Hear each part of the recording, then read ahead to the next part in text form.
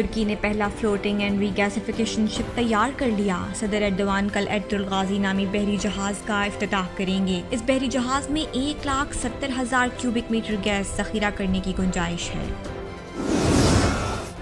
तुर्की अफगानिस्तान में मजीद फौज नहीं भेजेगा। तुर्क वजीर दिफा हलूसी आकार का ऐलान। अमरीकी वफ्द अंकारा पहुंच गया। दोनों ममालिक के हुक्काम काबुल एयरपोर्ट की सिक्योरिटी के हवाले से तफसीलात तय कर रहे हैं। आइंदा 6 माह में तालिबान अफगानिस्तान पर अपनी हुकूमत कायम कर लेंगे। अमरीकी इंटेलिजेंस रिपोर्ट में इंकिशाफ। 11 सितंबर तक जैसे ही अमरीकी फौज का इनखला मुकम्मल होगा, तालिबान अफगानिस्तान पर काबिज हो चुके होंगे।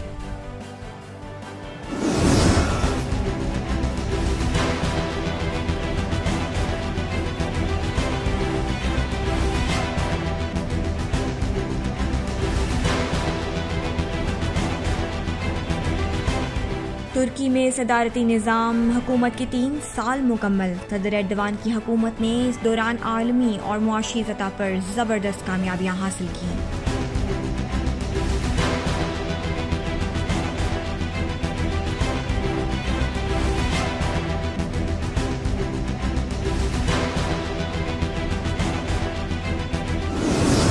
तुर्की ने कोरोना वैक्सीन के लिए उम्र की हद 25 साल कर दी। अब तक 4,45,00,000 अफराद की वैक्सीनेशन मुकम्मल हो चुकी है।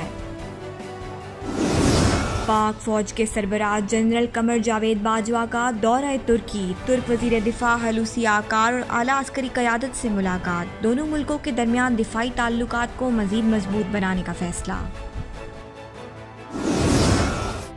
तुर्की में महाजरीन की देखभाल के लिए यूरोपियन यूनियन का $4 अरब इमदाद देने का फैसला। इस वक्त तुर्की में महाजरीन की तादाद 40 लाख है, जिसमें से 36 लाख शामी महाजरीन हैं।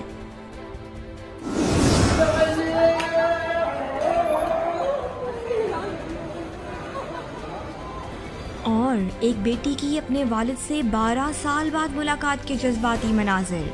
शाम में खाना जंगी के बायस खातून ने तुर्की हिजरत की थी। 12 साल बाद खातून की अपने वालिद के साथ मुलाकात हुई।